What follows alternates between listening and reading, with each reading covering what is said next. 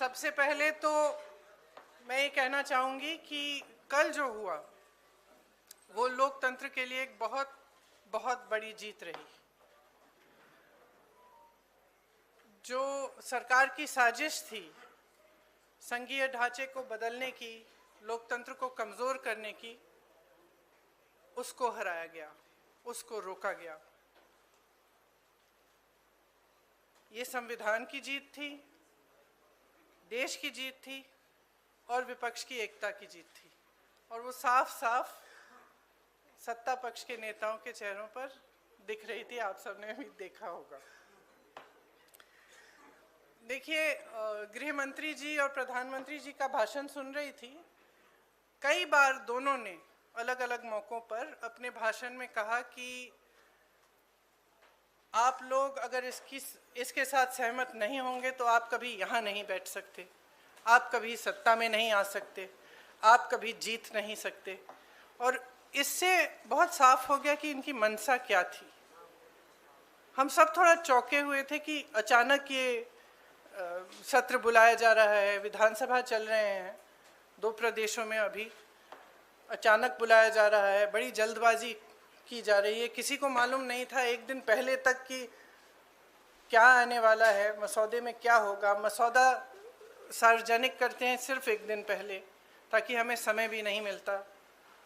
तो हम सब सोच रहे थे कि ये सब क्या हो रहा है और क्यों हो रहा है। मेरे ख्याल से पूरी साजिश जो रची गई षड्यंत्र की तरह कि किसी न किसी तरह से हमें सत्ता में रहना है।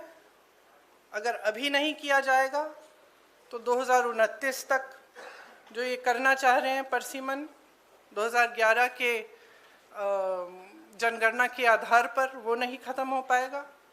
तो ये सब करने के लिए एक तरह से प्लान बनाने के लिए कि परमानेंटली हम सत्ता में कैसे रह सकते हैं और कैसे करें, महिलाओं का इस्तेमाल करके, महिलाओं के नाम पर हम आरक्षण लें।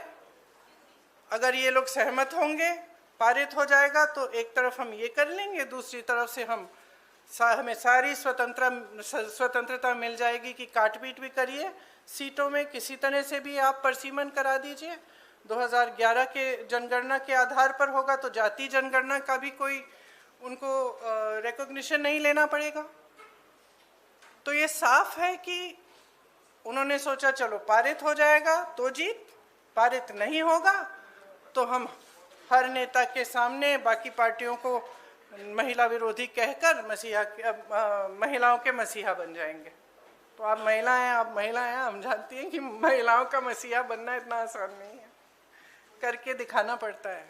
एक इतिहास है, कांग्रेस पार्टी का एक इतिहास है, विपक्षी दलों का एक इतिहास है, भाजपा का इतिहास है महिलाओं के संदर्भ में। और वो इतिहास बहुत स्पष्ट है। आपके खड़े होने से सदन में उसका विपरीत कहने से कोई फर्क नहीं पड़ता। महिलाएं देख रही हैं, उन्नाव को देखा, हाथरस को देखा, ओलंपिक की खिलाड़ियों को देखा, यहीं दिल्ली में सड़क पर बैठी थी, किसने पूछा उनको? मणिपुर में महिलाओं को देखा, किसने पूछा? और आज आप संसद में खड़े होकर कह रहे हैं हम मसीहा बनना चाहते हैं महिलाओं के।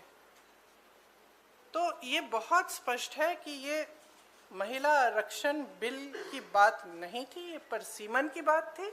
और परसीमन इनको इस आधार पर करना था जिसमें इन्हें जाति के आंकड़े नहीं देखने की ज़रूरत होती और अपनी मनमानी करने की पूरी स्वतंत्रता मिलती।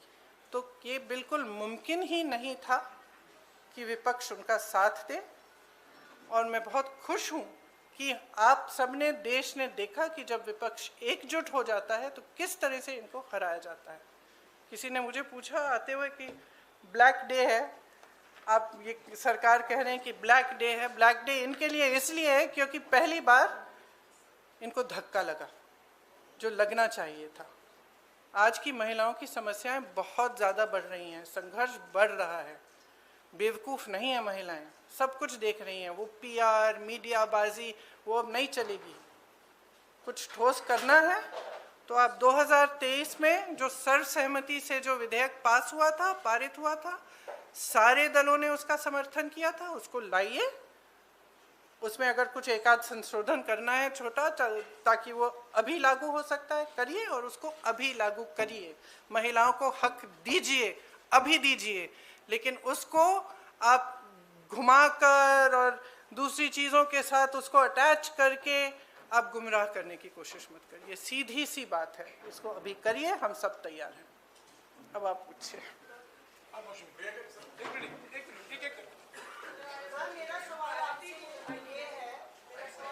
ये है, जब ये बिल गिरा उसके बाद, मेरा सवाल आपसे ये है कि जब ये बिल गिरा उसके बाद लगातार सरकार की तरफ से कहा जा रहा है कि राहुल गांधी ने फ्लोर ऑफ द हाउस में बोला कि बिल पास करना है तो मौजूदा परिस्थिति में 1 सेकंड में आप मौजूदा सीट पर पास कर दीजिए 543 पे।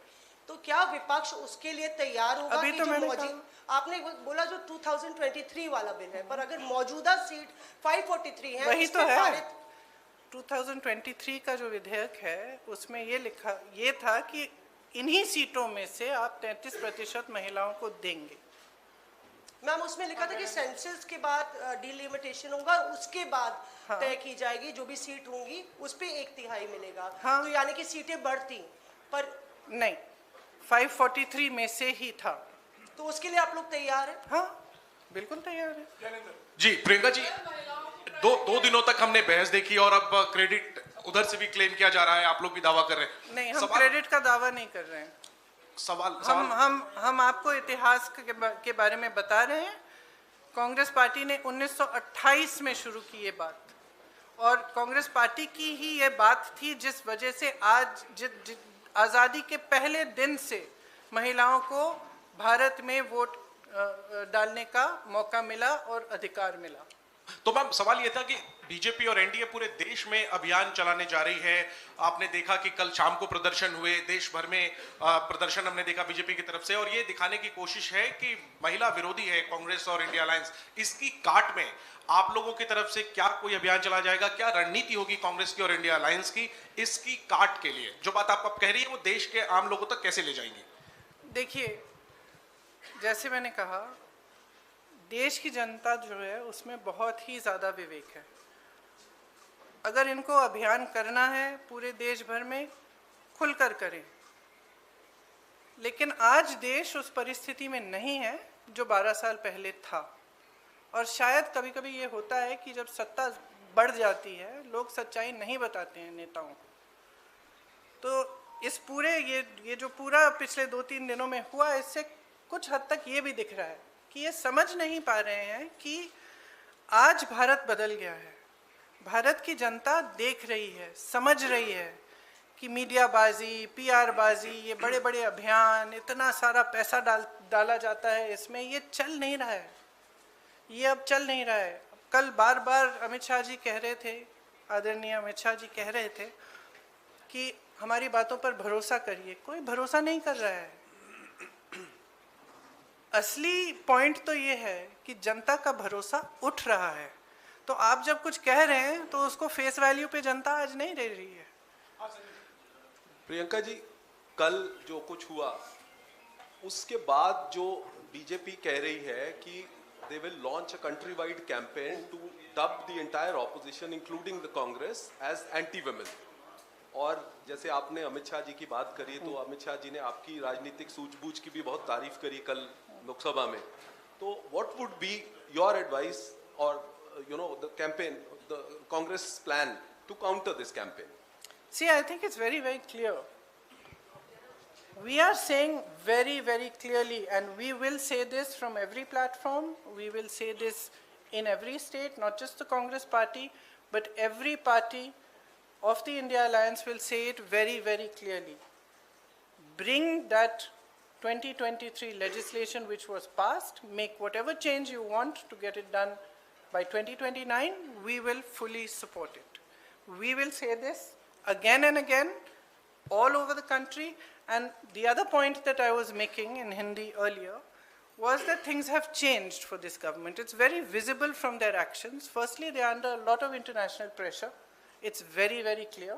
A lot of the actions they are taking, I don't think, as my brother has said multiple times, any Indian Prime Minister would have accepted the terms of the deal that they have done with the US. unless there was massive pressure. He is obviously under massive pressure. It is very obvious.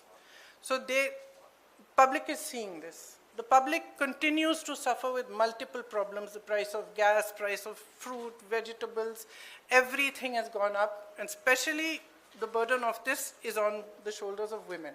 And it's across class, across caste. It does not matter whether you're a rich woman, poor woman, whether you live in an urban center, whether you live in the villages.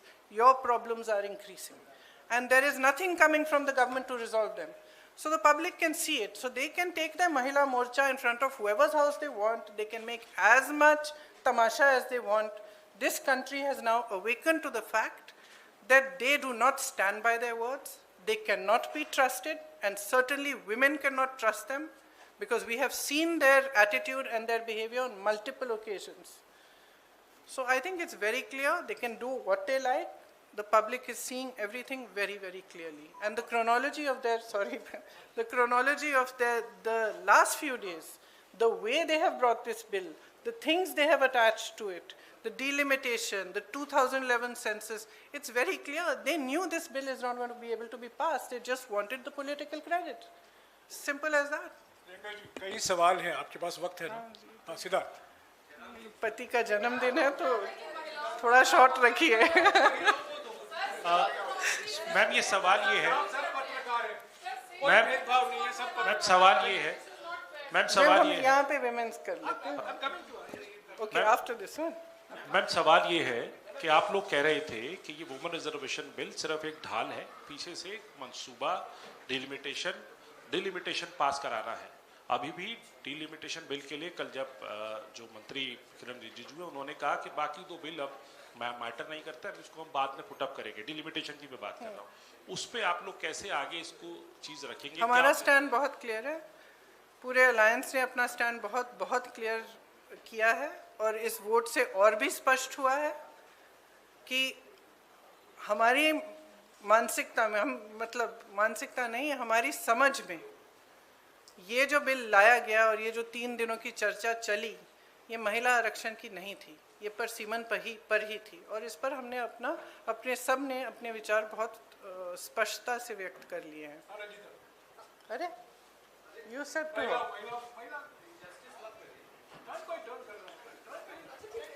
Letter. Ma'am sir महिला ही है इधर भी, वो भी और मैं भी। मैम आपने 543 सीटों की आपने कहा कि 543 मौजूदा सीटों पर सरकार दे दे, तो ओबीसी का उसमें प्रावधान नहीं है, एससी एसटी का तो है, तो क्या उसके लिए भी अगर आप नहीं, उसमें उचित प्रावधान बनाया जा सकता है, क्यों नहीं बनाया जा सकता? और दूसरा मैम सरकार के नैरेटिव को काउंटर करने के लिए, क्योंकि सरकार कह रही है कि हम सड़क पर जाएंगे, संसद से सड़क तक की लड़ाई लड़ेंगे, तो क्या कांग्रेस का भी कोई ऐसा थॉट प्रोसेस है कि हम भी सड़क पर जाएं, और अगर जाएंगे तो क्या कोई रूपरेखा? देखिए, इन्होंने ये पूरा प्लान पहले से बनाया था, शायद ये भी इस प्लान का हिस्सा था। कल हमने इनको डिफीट किया है पार्लियामेंट में, हम आज बैठ के हम भी सोचेंगे कि हमें क्या करना है और जरूर करेंगे कुछ।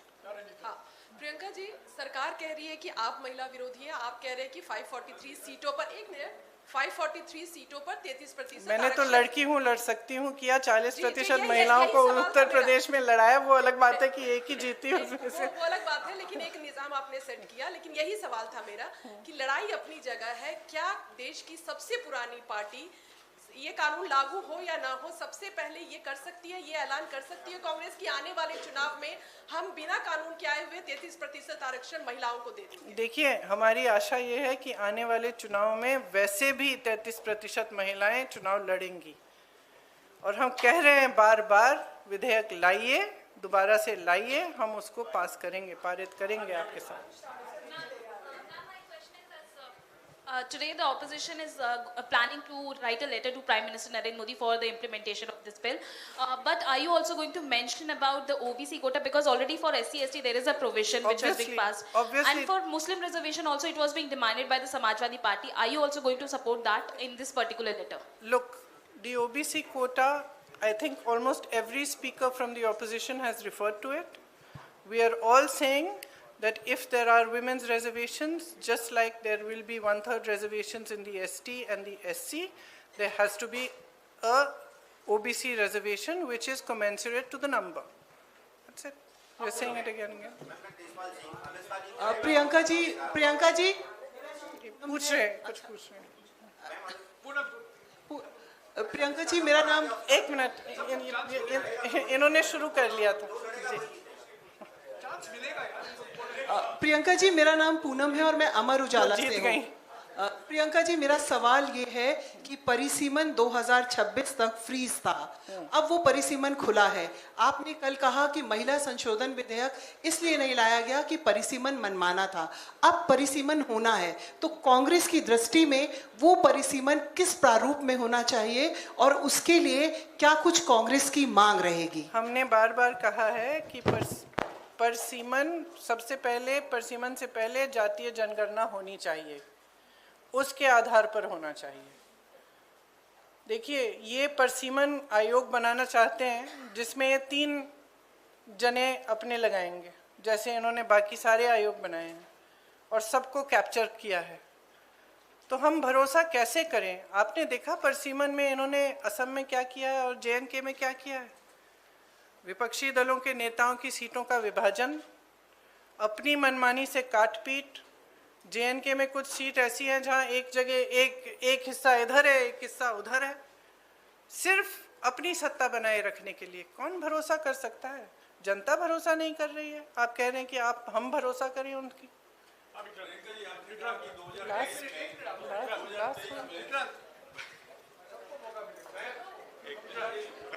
प्रियंका जी, जिस तरीके से 1971 में इंदिरा गांधी जी ने सोचा था कि दक्षिण भारत उत्तर भारत में डिवाइड ना हो, इसलिए सीटें उन्होंने उतनी ही रखी। इवन 2001 में अटल बिहारी वाजपेयी ने भी यही सोचा कि दक्षिण भारत उत्तर भारत के बीच में डिवाइड ना हो, उन्होंने भी फ्रीज रखा। तो क्या आप सरकार से डिमांड करेंगे कि सीटें वो 543 ही रखे, आगे ना बढ़ाए, जैसा कि इंदिरा जी ने और अटल जी ने कहा? देखिए, जैसे इंदिरा जी और अटल जी ने कहा और किया, उस पे फ्रीज की वजह थी। हम ये सिंपल बात कह रहे हैं कि ये जो आप प्रोपोर्शन को बदलना चाहते हैं, ये जो आप कुछ प्रदेशों को का वज़न बढ़ाना चाहते हैं, जो छोटे प्रदेश हैं, जो साउथ के प्रदेश हैं, ये कहें कुछ भी, हम इनकी बातों पर भरोसा नहीं कर सकते। और अगर इन्होंने ऐसा किया कि छोटे प्रदेशों को, दक्षिण के प्रदेशों को का वज़न इन्होंने कम किया, तो देश में बहुत ज़्यादा संकट पैदा करेंगे। तो इससे हम सहमत नहीं हो सकते। तो हम बिल्कुल इस पक्ष में हैं कि जैसा है वैसा ही रहना चाहिए, प्रोपोर्शन के तौर पर।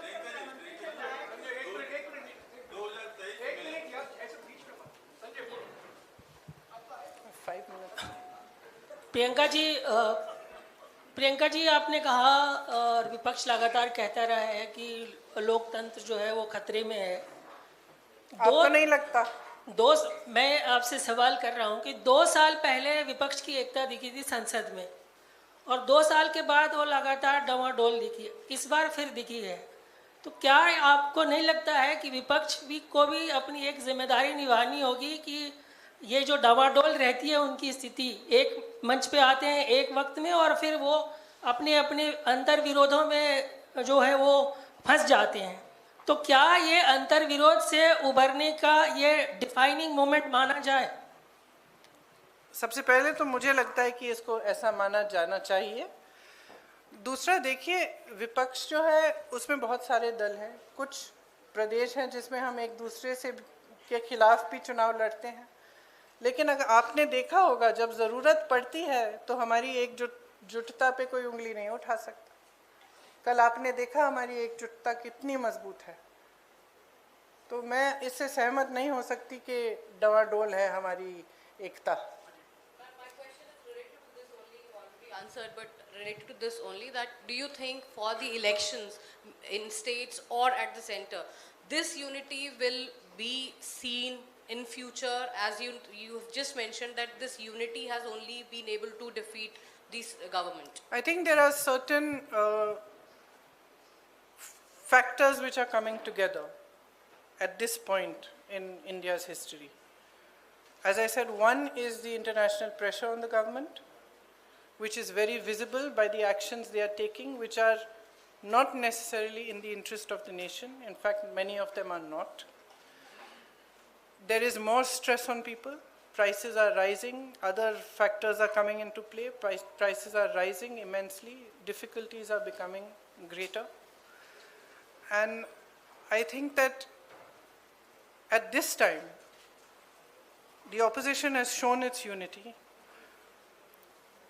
It's not just the fact that we are united as an opposition, it is also the fact that there is a mood amongst people. They are fed up of lies, they are fed up of all this, I'm sorry to say, but they see through also, I'm sorry to say, but a lot of the sort of media propaganda. They see through that as well. They are looking more towards finding out the truth. And I think the opposition, in the actions that we took yesterday in Parliament, we have stood for the truth, we have stood for the Constitution, we have stood for the nation, and we have stood as one. I think that this is a moment that we should all recognize. We all saw the faces of the bigger leaders of the BJP in Parliament. It was very clear from their expressions that this was a shock to them and that they were defeated for perhaps the first time in these 12 years. I think we should all accept that from now on, we fight harder, we stand together, and hopefully we will be able to push through much more than we did before. Priyanka ji, आपने कहा कि 2023 का जो bill है, उस bill को अगर लाया जाए तो हम उसका समर्थन करेंगे, लेकिन उसमें महिलाओं का सीट कौन सा हो, इसका निर्धारण कैसे होगा? इसकी कोई सलाह है आपके पास? अब ये देखिए, जो निर्धारण करेंगे वही ये अपने आप ये प्रयास करेंगे। इनमें इसमें मैं सलाह क्या दूंगी उनको? एक मिनट यार, एक मिनट। मैम, अमित शाह कह रहे हैं कि हम पे भरोसा कीजिए। मोदी जी कह रहे हैं कि मैं ओबीसी और पिछड़े गरीब वर्ग से आता हूँ, जब हकीकत है कि देश की आबादी आज भी SC ST OBC बहुत ज्यादा है। ये कह रहे हैं कि ब्लैक डे है। मैं कह रहा हूँ, क्या उन महिलाओं के साथ ये धोखा नहीं था जिन महिलाओं को SC ST OBC का रिजर्वेशन नहीं मिलता, क्यों कास्ट सेंसस से बच रहे हैं? वही तो मैं कह रही हूँ, पिछले आधे घंटे से धोखा ही था। Okay, last. Amit Shah has said that there are 120 constituencies. 1 and 2. Amit Shah has said there are 120 constituencies that have population of over 25 lakhs. He in fact listed Malkangiri also, that has 48 lakhs people. You may have some reservations about demilitation, but do you not believe that it's the need of the hour? Actually, no. Actually, I don't. I believe that that's the way it's being sold. And delimitation of seats of 20, 30, 40 has been done before. But a complete overhaul of parliament, and that too in the hands of people who tend to have disregard for institutions, who tend to weaken every institution, including the Election Commission. How can you expect us to support this? It's not possible for anybody who loves democracy, who loves this country, to support such a thing. Ma'am, Neeraj के बाद Now he's asking. He's already started. Okay, आप बोलिए। आपने खुद suggest किया अभी कि ये परिसीमन था, दरअसल ये महिला आरक्षण के लिए नहीं था। तो ऐसे में अब ये प्रश्न हो जाता है कि सीटों की संख्या को शायद 543 पे लड़ना नहीं चाहते, 850 पे लड़ना चाहते हैं। तो आपको क्या ये लगता है कि they feel jittery about fighting on 543 since आप लोगों ने अचीव कर लिया था 235, which is like इंडिया के पास 235 और उनके पास 240? No, I don't think they're jittery about fighting 543. I think firstly the men are trying to reserve their own seats, right? So that their 5 out of 543, their seats don't go to women. Ma'am, Possible, yes. After all, we are living in a patriarchy. Ma'am, So firstly, there's that issue. Secondly, as I said, we cannot trust them with delimitation because their attempt that we have seen in Assam and in J&K has been it's been completely designed in a way that they should win, designed in a way that it benefits them. So how can we trust them with that? Ma'am, Neeraj news 18 India से हूँ। कांग्रेस के आकलन में आप लोग को क्या लगता है कि नंबर सरकार के पास नहीं थे, क्योंकि 2/3 बहुमत जरूरी था सदन के अंदर? ऐसे में क्या वजह थी? सरकार का मुख्य मकसद क्या रहा होगा इस बिल को लाने का? मेरे ख्याल से मुख्य मकसद यही था कि हम कुछ ऐसा करें कि हमें महिलाओं के मसीहा बन जाए। अगर हम बिल पारित नहीं होता है तो हम घर घर जाके कहेंगे कि ये महिला विरोधी है और देखो हम तुम्हारे लिए कुछ करने की कोशिश कर रहे थे और इन्होंने करने नहीं दिया। अगर पारित हो जाएगा तो वैसे भी हम मसीहा बन जाएंगे। पता नहीं, यही मेरा महिला दिमाग कहता है। मैम इधर मैं मोहित दुबे हूँ एबीपी न्यूज से। किधर हैं आप? अच्छा। मैम मेरा सवाल ये है कि आप लोगों ने कहा कि हम महिला आरक्षण के विरोध में नहीं हैं, परिसीमन के विरोध में हैं, लेकिन वही दूसरी ओर भारतीय जनता पार्टी और एनडीए के लोगों ने कहा कि नहीं, महिला विरोधी आप लोग हैं, महिला आरक्षण के विरोधी हैं। सवाल मेरा ये है कि आज आप लोगों ने बैठक की है, बैठक में आप लोगों ने क्या फैसला किया? क्या ये भी फैसला किया कि प्रधानमंत्री नरेंद्र मोदी से मिलकर आप लोग जो है मांग करेंगे कि 543 सीटों में से ही महिला आरक्षण लागू किया जाए? और अगर वो आपकी बात नहीं मानते हैं तो आगे आप लोग क्या करने, क्या राष्ट्रपति से भी मिलने की कोई उम्मीद है? देखिए, आज की बैठक में ऐसा कुछ नहीं तय किया कि किससे मिलेंगे और किससे नहीं मिलेंगे। ये ज़रूर तय हुआ है कि हम सब सहमत हैं कि अगर वो 2023 वाला जो विधेयक है उसको फिर से लाएं, उसको वो पारित हो चुका है, अगर उसको फिर से लाएं, कुछ छोटे मोटे संशोधन कराना चाहते हैं ताकि वो 29 तक वो लागू हो जाए, तो हम पूरी तरह से उनके साथ हैं। ये हम सब कहेंगे, सब एकजुट होकर कहेंगे और हर प्लेटफॉर्म से कहेंगे। धन्यवाद। Thank you.